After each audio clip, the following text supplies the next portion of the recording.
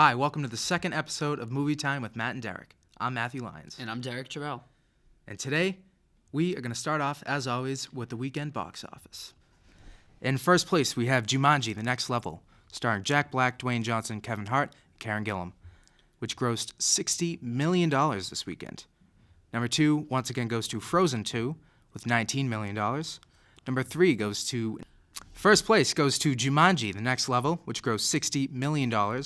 Number 2 goes to Frozen 2, which grossed $19 million. Derek, have you seen Frozen 2 yet? I've not seen Frozen 2. I still haven't either. Update from last episode. I've not seen Frozen 2. One of these days, I'll watch them. One of these days, we'll get Redbox a year from now. You know? Redbox, is that still a thing? Yeah, it's still a thing. Have you ever gotten a Redbox before? All the time. Wow, I've never gotten a Redbox in my life. What? Yeah.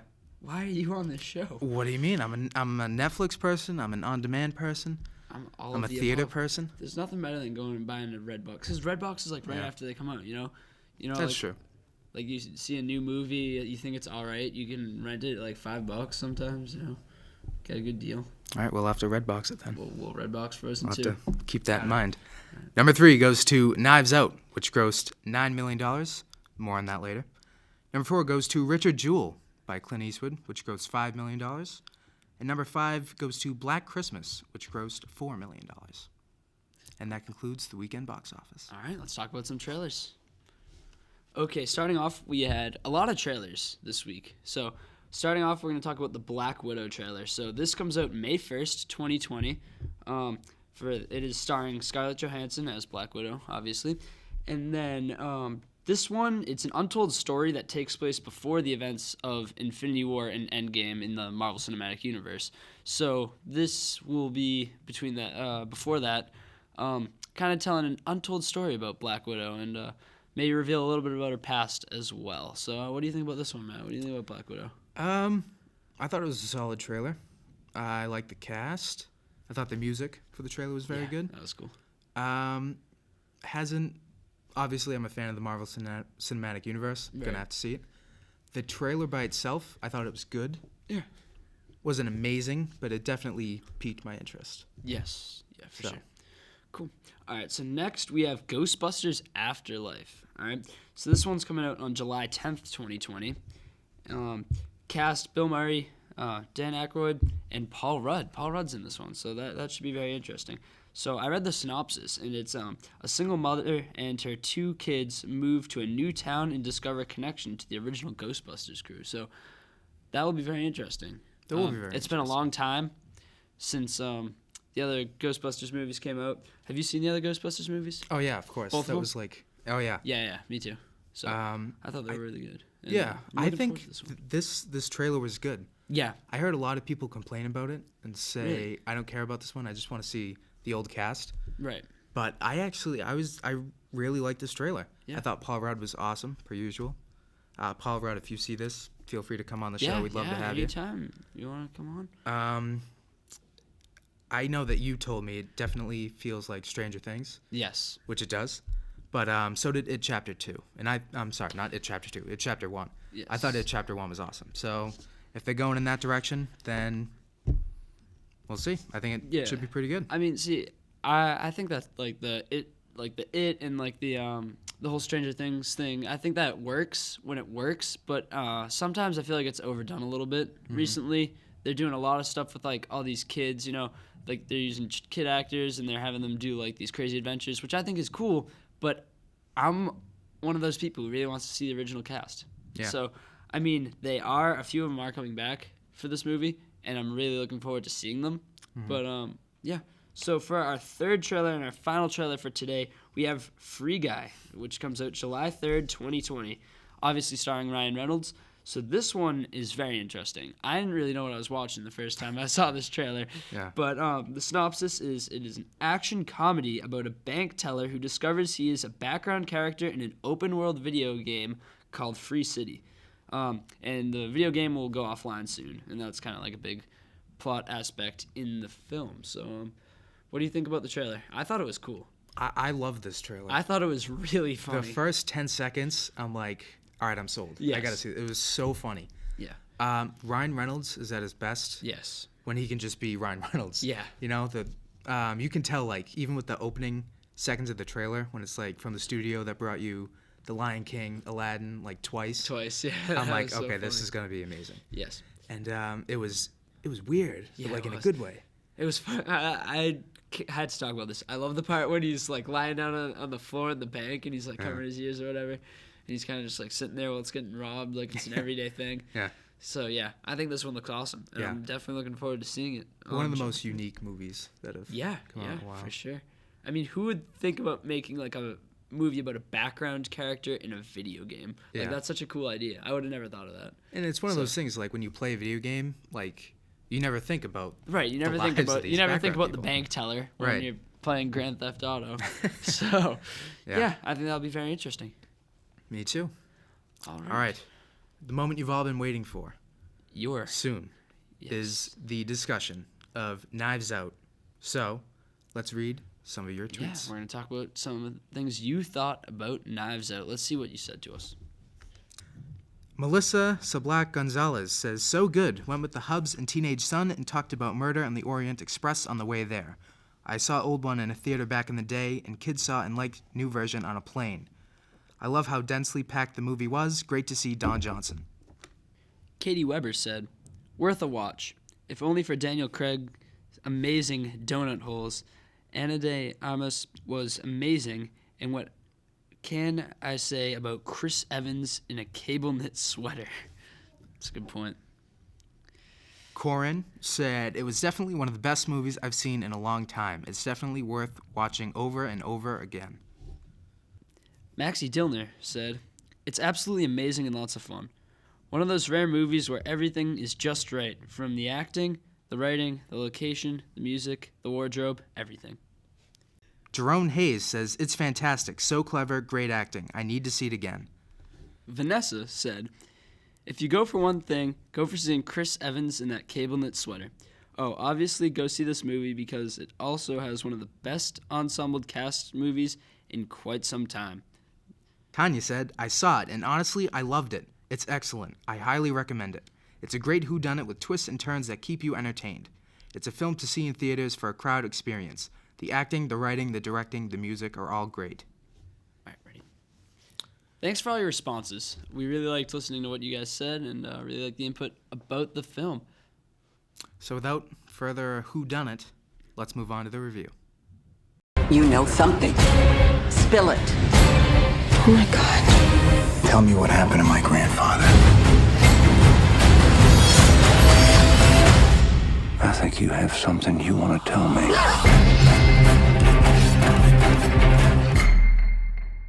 Hi, I'm Cam Kearney, and I'm here with Matt and Derek to talk about Knives Out. So to start off, Cam, what did you think of Knives Out? I thought it was fun. I thought it was a fun ride. You know, sitting there as the viewer, I was enjoying myself. Like I was there, I feel like I was like 5 minutes. I just kept thinking 5 minutes into the future. I'm like, ooh, they're leading me on this tangent. And then boom, new tangent, until ultimately about 10 minutes before the movie ended, before they like gave the big reveal, I was like, I know what's gonna happen. Yeah? Yeah, it's fun. We disagree. Yeah. And that's the end of the interview. No, I'm just kidding. I went into this movie. I heard things about it, and it's like, oh, it's not what you think. I'm like, oh, that's good. I went in there, first 20 minutes. I'm like, this movie is great. It's a whodunit. It's just like a live-action game of Clue. The cast was fantastic. I don't want to spoil anything yet, but Jamie Lee Curtis, Don Johnson, they're all fantastic. I'm like, here we go. This is it. And then the movie took a detour, and it changed the rest of my movie experience, and not for the better. Yeah, I'd agree with that. The first 20 minutes I thought were like really good. Like I was really on board with the first 20 minutes. Like, you know, when they were getting interviewed separately and then it would like piece it together, I thought it was shot very well and it was cut very well too. And then, I mean, a little bit after that, it kind of just fell apart for me. You know, So that's fair. Like Lakeith Stanfield, I love him. You know, he was in Sorry to Bother You and like Atlanta. He was great in that beginning part of the movie. But I feel like the beginning part, that was like a great way to like introduce all the characters. yes. And then, you know, then as we got further in the story, it wasn't just this simple like whodunit structure. It got it's like more evolved, you know. Something different. Yeah, I agree with you. I think the best thing by far with this movie is the cast. Yeah. Everyone just knocks it out of the park. Chris Evans, Jamie Lee Curtis, Don Johnson, all of them. I mean, there's so many big. Daniel Craig. Yes. Yeah, Yeah, he was amazing. He was the best fun, part of the yeah. movie, if you ask me. For like the next 2 Yeah. days, I was doing like that southern accent he was doing. It was Yeah. awesome. Oh, yeah. Yeah, everyone was fantastic. I think the set design was awesome. Yes, the mansion Yeah. was beautiful. The like the way they laid out the mansion was pretty good, so that like everything could happen in the way it did. I thought like, yeah, the set, the cast, I thought it had a good thing going for it, and then I feel like the story just kind of fell off a little Derailed. bit. Yeah, even the dialogue was pretty good. Yeah. Which And like, I think my biggest, and I don't know if this is me personally, I was most upset because that first 20 minutes was so good. yeah, And I was like, I had a picture in my head of like, oh, Yeah. this is going to be like a game of Clue. The lights are going to go out, someone's going to get taken out, and then like you just got to look at the clues and see what happened. There were no clues. And like in the first 20 minutes, you have like possible motives for people, for everyone. for everyone. And I'm Like, like, oh, this yeah. is perfect. Like, I don't know who did it. And then took that detour, and the rest of the movie changed. And it was no longer whodunit. It was that classic Rian Johnson twist. And I feel like the movie tried to be something it wasn't. Right. And I don't know if like they tried to do that on purpose with the marketing campaign, like the ultimate whodunit. It's not a whodunit, but like I didn't. That wasn't what I wanted from the film. Yeah. See, I feel like that's like Rian Johnson's thing. His thing is subverting expectations. He did it with Star Wars, and he did it with this. And I feel like there's a way where that can work. There's a way where you can subvert expectations and it be satisfying. But I feel like the way it was done in this and in The Last Jedi, I feel like in both instances, it wasn't a successful subversion of expectations. I didn't feel satisfied. I didn't feel like, oh, you got me. I like feel good about it. It was cool. It wasn't like a cool twist. And I'm like, oh, I was on board with this, and now I'm on board with this after the twist. It was like, you had me, then you lost me. Yeah. So Did I you think like that's- that? Did you Yeah.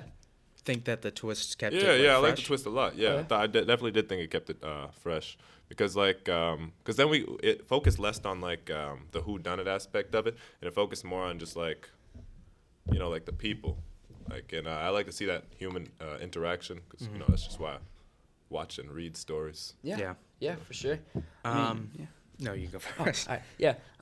Definitely like the character interactions were very interesting, and even how like little things about different characters came back to affect the plot later, and stuff like that. And I also think that the character development and like character interaction is the core of any good story. You have to have good characters for a good story. You can have the best storyline ever, but if all the characters are boring, it's not going to be interesting. Exactly. So I definitely did like that.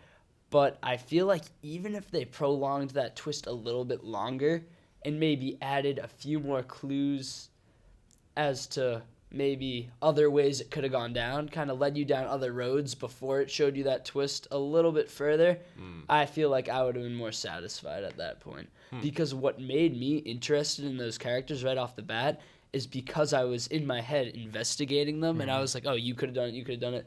But then I found myself losing a little bit of interest in some of the characters that, after we knew they didn't do it, I found myself losing interest in some of the characters. And I think if we just prolonged their storylines a little bit longer and, kept them as suspects a little bit longer, I could have enjoyed the twist more. So, Now, this is a very political movie. yes. And back to that character interaction, there's one scene in the movie, and it's probably like halfway through, maybe 3/4, where all the characters, not all of them, most of the characters, they're sitting on a couch and they're talking about a very serious political issue. And I love that scene. That was one of my favorite scenes in the movie because it perfectly showed each of the characters, their motives, and I thought it was... I'm trying to avoid spoilers here, but I thought it kind of offered a new perspective for the twist, and it made me think like, okay, so this is going to tie back to the whodunit in a different way. And I feel like if they wanted to make a political movie, I feel like they should have gone all in. Whereas I feel like with the whodunit aspect, they started that, and they're like, ooh, here's a twist. It's a political movie. and then at the very end they're like twist again. It's a whodunit again. Yeah. And I feel like that it didn't sit well with me. I feel like Rian Johnson and the writers, they should have picked a movie, and I feel like the plot kind of suffered and got convoluted because of that. Right, because at the end, because there's like another twist at the end a little bit, like they obviously, they do make a turn in the first 20 minutes, but then there is another type of twist towards the ending. But I feel like because I wasn't looking, because they kind of answer our question, I wasn't really looking for an answer. So then when they did that at the end, I wasn't really satisfied, I was like, oh, well, you told me this and then this. I thought it was clever. That was the one part of the movie I did think was clever, that ending and how they did it that way. But I wish they led up to that more and didn't tell me to stop thinking about that before switching it to that. So, yeah. So I want to ask you, Cam, because we know how we felt about the movie and how we experienced it. How did you experience it? Yeah, that's a good question. So I was went to the theater, got some Swedish fish. Nice. Sat down in middle of the theater, and so I sat down expecting a whodunit to be keeping the clues in my head and stuff, and then how that changes a little bit. But after I just started keeping track of character interactions to see maybe if someone was there was some frame action happening, or maybe someone was trying to get her kicked out, or maybe as you were saying, it was trying to be this political movie where they were trying to maybe kick one of the characters out of the country or something like that. Right. And so I just kept taking notes in my head of all the characters' motivations, what could they potentially be doing. I was just trying to figure out how this movie was gonna eventually wrap up, how they were gonna resolve how this big author guy, he's everybody loves him and stuff. He's kind of this king. How's he? What happened to his downfall? You know what I mean? Yeah. Yeah, that's an interesting take for sure. I mean, I could definitely see that, but yeah, I think that was cool. Anything else you thought about the movie? Any other thoughts you wanted to throw out there? Honestly, it was a pretty good flick. Just overall, I liked it. Yeah. Enjoyable experience. Yeah. All right. You got anything else to say about this one? No, I think that concludes our spoiler-free discussion. I'd agree. Do we want to do a final verdict here? What we thought of it out of 10?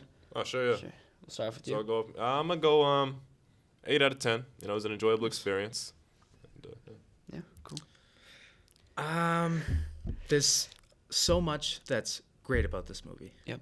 And there's so much I don't like, and I would have done differently. I'm going to give it a 6 out of 10. 6.5 out of 10. I'll do that. Wow. Yeah. I'm going to go a little bit lower. I'm going to go 5. Because I think, like you said, there's stuff I liked and stuff I didn't. Mm-hmm. But it's so close to equal for me. That's why I'm right in the middle. That's why I'm 5. There's equally as much stuff I liked as much stuff I'd want to change. Yeah. So that's why I'm sitting right at a 5. Yeah, that's what I thought. All right. Let's get into some spoilers. Yeah. Here. Initially, that big twist. If you're watching this on YouTube or on the Green Wave, because that fast forward and the video, because we're gonna get into some major spoilers here. Yeah.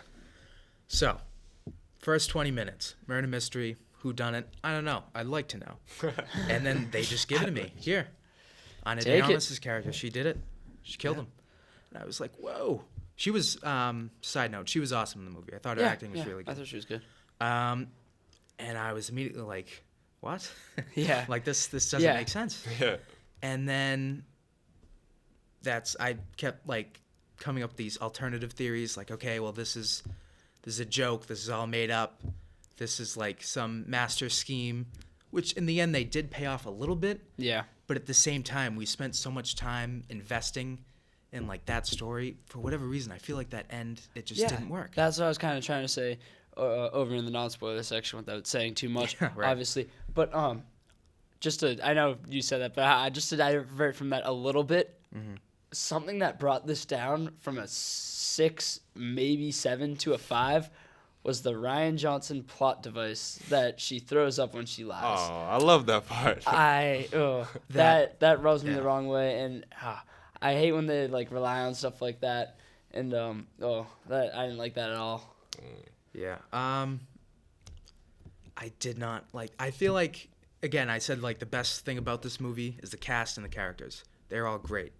that having been said, I feel like more so in the second act, you had these like deviations from the character. So like Daniel Craig, like in the beginning when he's hitting the piano, that was brilliant. Yeah. Like, oh, this is the serious PI. He's gonna find out what happened. And then like towards the end of the movie, he's like listening he has to his his headphones in. music, He's like yeah. singing in the car. He makes this weird analogy with a donut. Yeah. And even though Daniel Craig is awesome always, that like wasn't like true to his character, and that took away from it. That reminds me of something else Ryan Johnson did with a character in Star Wars. Relax. But no, I mean, I did enjoy it. Like, I had fun watching it. But you know, same thing with The Last Jedi. But you know, I feel like if they gave those yeah. gags to different characters. Yes, because I thought like the donut hole thing. I kind of tried. I didn't laugh, but I That's chuckled. quality. I chuckled a little bit. Cause like the whole like setting was absurd. Like this guy's living in like this like crazy house. There's like trap windows. Like it's not an actual window, but then turns out there's like, trap doors. Yeah. It was just so absurd that like if they weren't joking around a little bit, I felt like, oh my goodness, this movie's taking itself way too seriously. But they were inserting those jokes in there. They had the throw up thing. I was like, that's absurd. It goes with the setting. It goes with the house.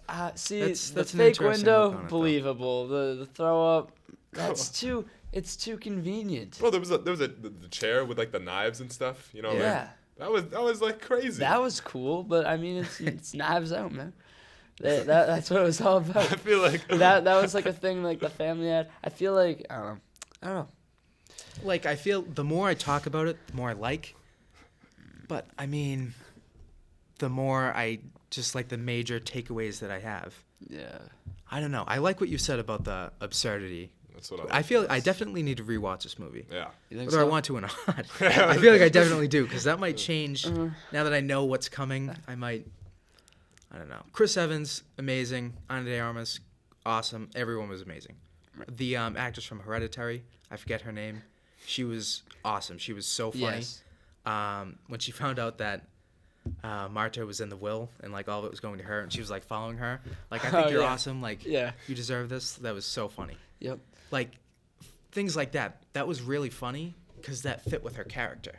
Do you know what I mean? Right. Like, you know, when they were like, oh yeah, the alt-right kid in the bathroom and stuff like that. You know, like It's a little when they Nazi, made yeah. like funny, a little Yeah. Nazi, in the bathroom, making little jokes. Like that stuff was funny, and I think like it was good when it went with those characters, like you said. But then like they try and copy those aspects on the other characters, and you know, stuff like that. I Just feel like kinda- the three of us, we need to sit down, rewatch the movie, and like just commentate throughout the whole thing. Yes. Like, oh, that was Yeah, cool. I'd Like, be down ooh, for that. and Yeah. Good plan. Yeah.